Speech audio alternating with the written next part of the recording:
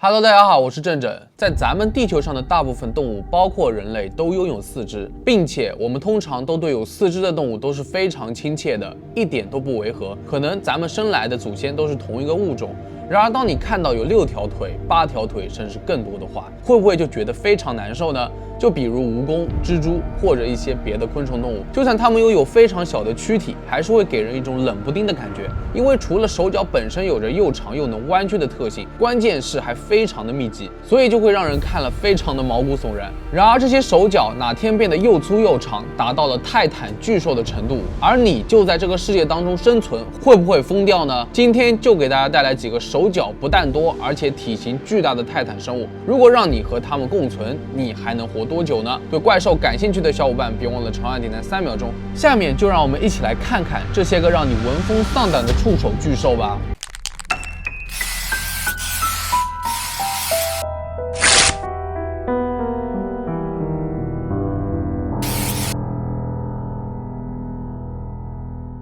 首先，我们先来看看这个生物，它的名字叫做天空触手。见证人认为它是世界上最早的巨人之一。仔细来看，天空触手一共有4个大型的黑色触手，它们看上去是从天空中的裂痕里伸出来的。而且这些触手的长度各不相同，就像是蜘蛛的腿，特别像狼蛛。因为触手上面有很多黑色的毛发和尖刺，看上去来者不善。照片当中的天空还是呈紫红色的，其实看上去似乎有一个云状般的物体。触手从闪电当中出现，这个天空触手的实际尺寸还是未知的。再者，如果触手并不是完整的生物，那么单单是伸出云层的部分就已经如此巨大了，真实大小是得有多大呢？大家可以在弹幕里面脑补一下，实在是不容小觑。不过有关于这个生物的信息少之又少，除了目击者提供过的照片，就再也没有别的信息了。其实天空触手看起来有点像挪威海怪克拉肯，正正之前也讲过一期。简单的来说，克拉肯就是北欧神话中一种比较大的乌贼怪物，它凭借令人恐惧的外表，常常出现在一些小说作品当中。这种传说也是出自于当时人们对巨物的恐惧。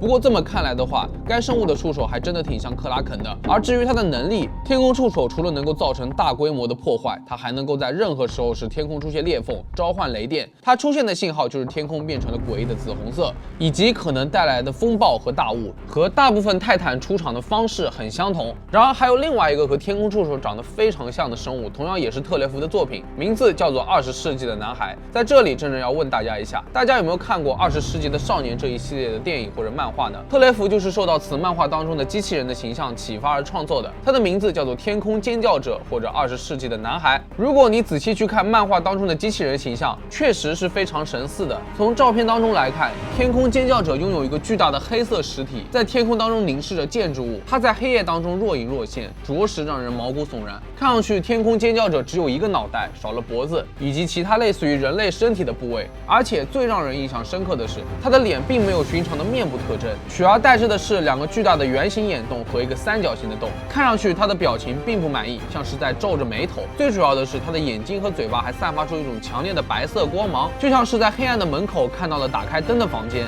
然而，它是一个没有灵长类足部的生物，在这3个发光的孔下面的躯干是几条长长的卷须，伸向4面8方，有点像八爪鱼，但没有这么柔软，看上去更硬、更尖、更外向。不过，天空尖叫者和其他特雷弗创作的巨型生物一样，只能在照片当中看到些许轮廓，也没有办法了解过多的细节。然而，我们可以把它和建筑物做比较，保守估计了天空尖叫者的高度大约为22米左右，体重可以达到40吨。它悬浮在空中，拥有超强的视野，而且它还有一种能力，就是发出震耳欲聋的尖叫声，造成破坏。当然，它最讨厌的就是白天以及没有价值的人类，这也继承了特雷弗巨兽的一贯尿性。然而，同样是有触手，下面这个生物就看上去略显笨重了。在夕阳西下的时候，这个叫做触手蟹的巨型泰坦总是忽隐忽现，它的照片似乎是从车里拍摄的。触手蟹看上去有很多条腿依附在它的身体上，就像是长满腿的云朵。至于它究竟是悬浮在空中，还是依靠着这些腿站立的，也是不得而知。话说，这张照片如果不仔细看的话，其实一点都不恐怖。夕阳、公路、田地这些元素拼凑在一起，其实还挺有氛围感的。关于触手蟹，只知道它的高度可以达到惊人的3000米，又是一个超越想象的生物。不过特雷弗曾经说过一句话，有时候如果你不考虑它们集体出现的影响，想象它们只是一个巨大的路标，而上面写着一切都过去了，一切也都不会好起来。这句话再配上这些泰坦，是不是就有那种味道了呢？其实一提到特雷弗，可能大部分小伙伴还是不由自主的会想到警笛头，因为大家都是通过锦鲤头才认识了这位恐怖大师本尊的，然后再慢慢了解他的其余作品。其实我也是这样的，在大部分情况下，作品都会融入创作者想展现给别人的部分思想。虽然特雷弗的作品大部分都是图画，但他的传播并没有受到限制，毕竟绘画图像也是一门语言，是一种不同的表达方式。通过视觉传达出来的信息与情感，并不会亚于文字。特雷弗厉害的地方就是他能够采用真实的照片与怪物形象融合在一起，打造出全新的怪物沉浸感，